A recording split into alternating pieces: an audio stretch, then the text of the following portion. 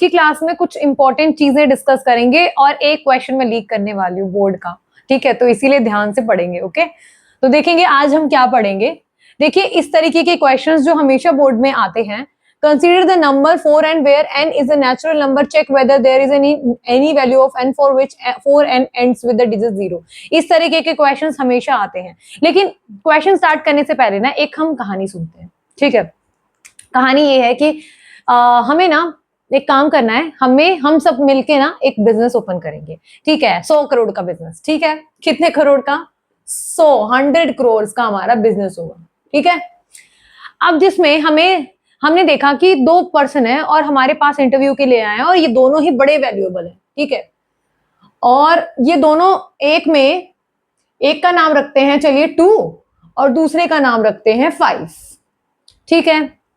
इसको मानिए she is a girl और ये बहुत ही ज्यादा इंटेलिजेंट है, ये 2, और ये 5 जो है ये बॉय है और ये बहुत ही ज्यादा काम माइंड है और बहुत कामली सिचुएशंस को हैंडल कर सकता है। तो हमें अपनी कंपनी के लिए, जो हमारे 100 करोड़ की कंपनी है, उसके लिए हमें इन दोनों पर्सन की जरूरत पड़ेगी, गर्ल और ये बॉय दोनों की, ठीक है।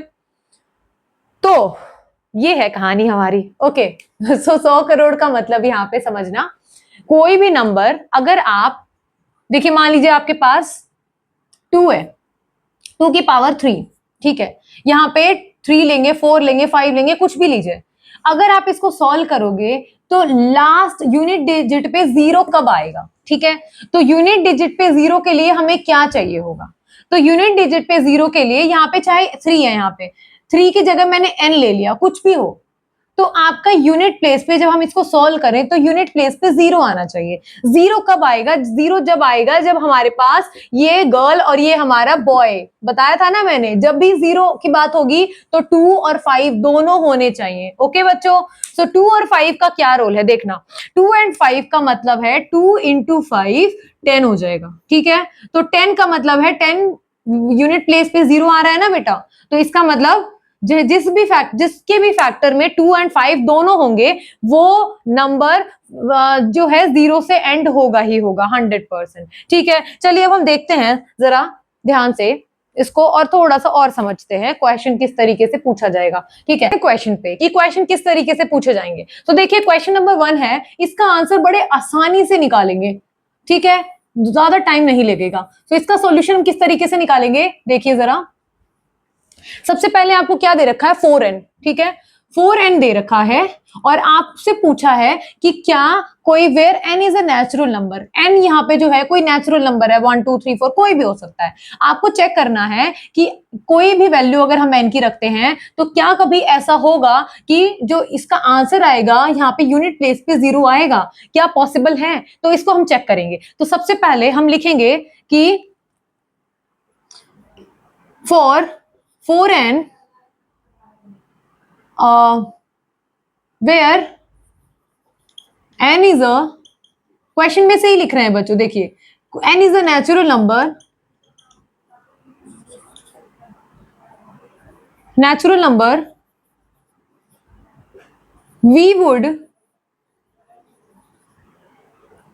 it would be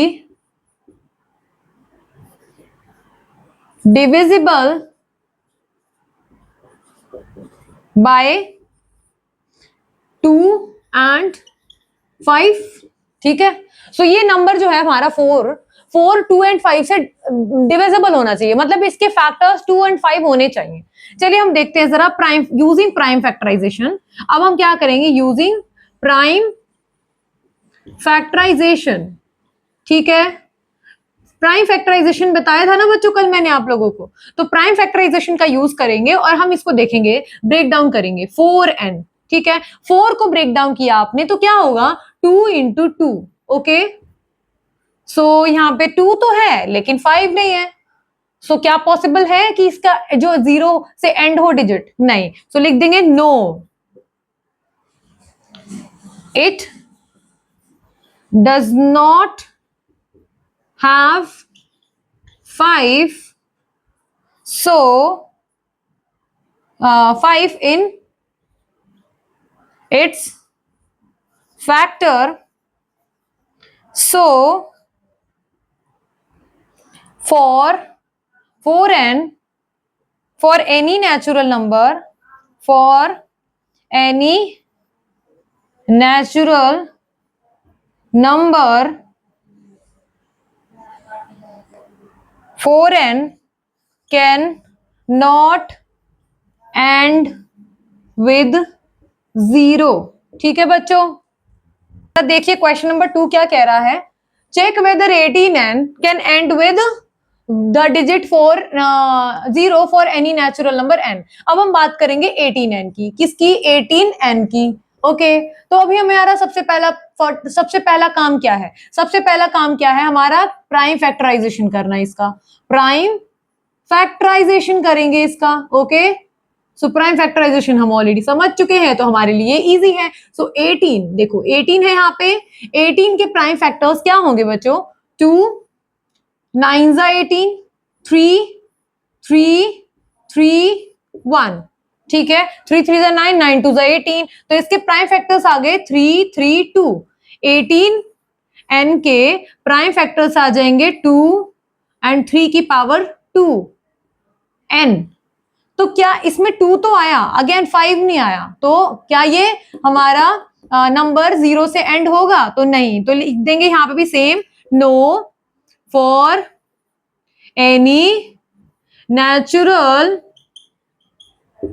number 18n can not end with 0।